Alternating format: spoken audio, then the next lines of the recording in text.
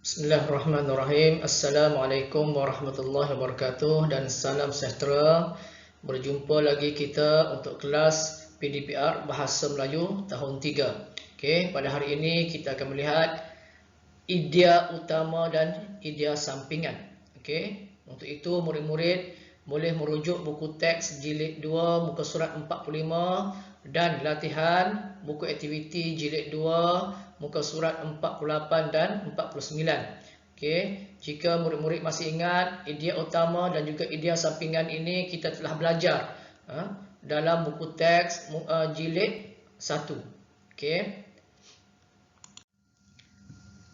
Walau bagaimanapun kita lihat semula idea utama. Okey, apa itu idea utama? Okey, perkara utama atau maklumat paling penting yang ingin disampaikan dalam sesebuah ayat, karangan ataupun petikan. Okey. Kebiasaannya dalam satu perenggan hanya ada satu idea utama sahaja. Okey. Kebiasaannya ditulis pada permulaan ayat dalam perenggan. Okey, dalam sebuah perenggan biasanya idea utama ni ditulis ayat yang pertama. Okey. Kita lihat idea sampingan. Okey, menghuraikan dan menyokong idea utama. Okey, tujuan idea sampingan ialah menghuraikan dan menyokong idea utama. Okey, terdapat satu atau lebih idea sampingan dalam satu perenggan. Okey, untuk itu murid-murid dikehendaki merujuk buku teks muka surat 45. Okey. Kita akan cuba lihat idea utama dan juga idea sampingan. Okey. Ada 1 2 3 4. Okey, ada 4 perenggan, bermaksud ada 4 idea utama. Okey, dan kita kena cari 4 juga idea sampingan yang menyokong idea utama tadi. Okey, kita lihat kita baca bersama-sama. Perkongsian bijak. Hanif dan bapanya Encik Salim menziarahi rakannya iaitu Encik Azman. Okey, Encik Azman ialah usahawan tanaman cili padi. Okey, idea utamanya ialah usahawan tanaman cili padi. Beliau telah mengusahakan tanaman tersebut selama 10 tahun. Kini beliau mempunyai 200,000 batang pokok cili padi. Okey, 200,000 ni ialah idea sampingan yang menyokong tadi. Yang menyokong menyatakan bahawa Encik Azman ialah usahawan tanaman cili padi. Okey. Sebagai menyokongnya ialah dia mempunyai 200 batang pokok cili padi.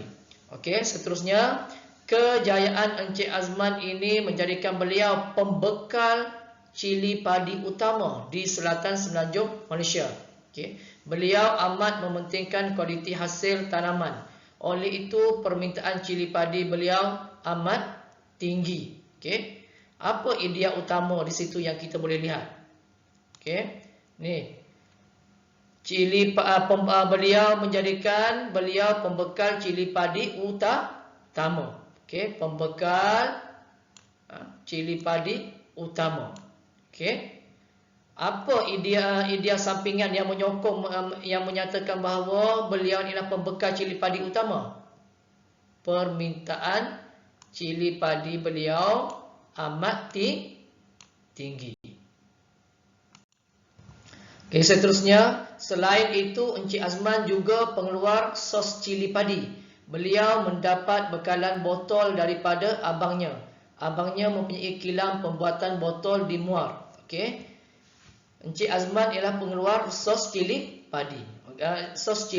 Okey, pengeluar sos cili padi. Okey, apa yang menyokong yang menyatakan bahawa dia mengeluarkan sos cili padi? Okey, beliau mendapatkan botol daripada abangnya. Okey, mendapat bekalan botol daripada abangnya. Okey. Yang keempat, okey, usaha sama ini telah meningkatkan pendapatan Encik Azman. Beliau mendapat harga murah untuk kos botol sos. Okey, harapan Encik Azman ialah beliau dapat meluaskan tanaman cili padinya agar penghasilan sos cili padi dapat ditingkatkan. Okey, terlihatlah idea utamanya ialah meningkatkan pendapatan Encik Azman. Okey, bagaimana? Okey, beliau mendapat harga yang murah untuk kos botol sos. Okey. Okey, inilah contoh jawapan yang telah cikgu senaraikan mengikut idea utama dan juga idea sampingan. Okey. Baiklah murid-murid, sebagai latihan pada hari ini, murid-murid dikehendaki merujuk buku aktiviti jilid 2 muka surat 48 dan 49. Okey. Di mana murid-murid dikehendaki membaca maklumat ataupun petikan yang ada pada muka surat 48 dan menyenaraikan. Kalau boleh murid-murid tanda dahulu bila baca muka surat 48 tu terus garis ataupun tanda. Maklumat ataupun idea utama dan idea sampingan. Mengikut perenggan. Kemudian murid-murid tulis dalam muka surat 49. Tulis idea utama dan idea sampingan pada muka surat 49. Baiklah murid-murid, kita baca bersama-sama muka surat 48. Kita cuba cari bersama-sama ya. Idea utama dan idea sampingan. Buah belinjau.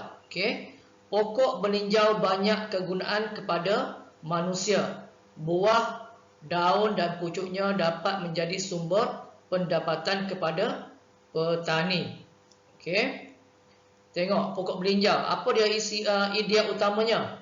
Banyak kegunaan. Pokok belinjau ni banyak kegunaan. Antara kegunaannya apa dia? Dapat menjadi sumber pendapatan. Idea utamanya lah banyak kegunaan, idea sampingan ialah menjadi sumber pendapatan. Tengok perenggan kedua. Buah belinjau biasanya dijadikan kerepek belinjau. Kini kerepek belinjau dipelbagaikan rasanya.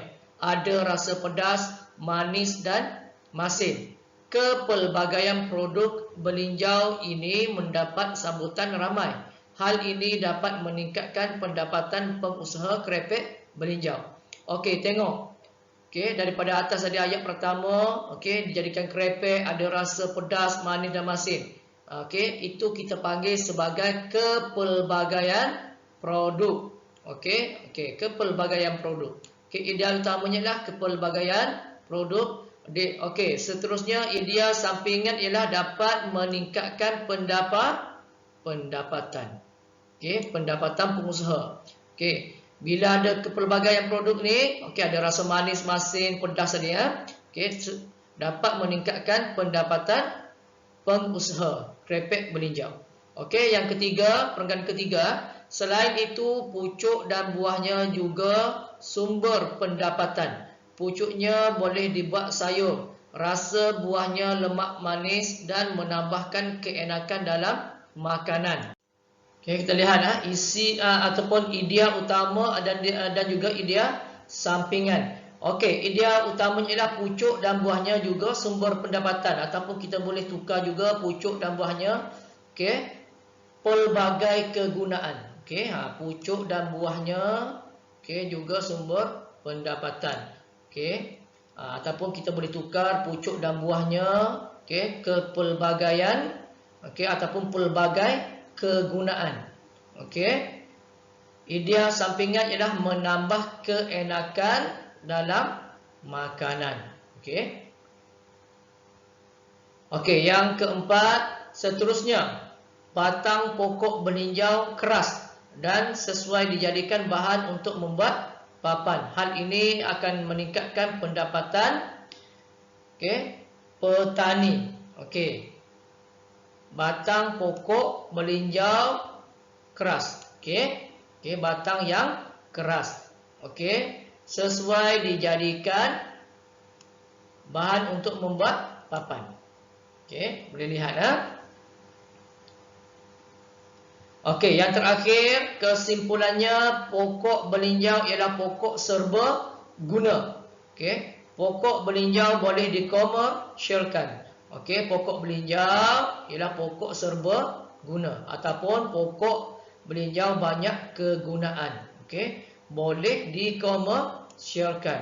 Okey, terutamanya buah belinjau kerana amat digemari oleh semua golongan. Okey, boleh dikomersialkan. Okey, ini dia sampingannya. Okey. Baiklah murid-murid, ini ialah contoh jawapan ataupun idea utama dan idea sampingan yang telah cikgu senaraikan mengikut perenggan tadi ya. Okey, murid-murid boleh lihat contoh yang telah cikgu buat. Okey, kemudian tulis pada muka surat 49. Okey, itu sahaja untuk hari ini. Sekian, terima kasih.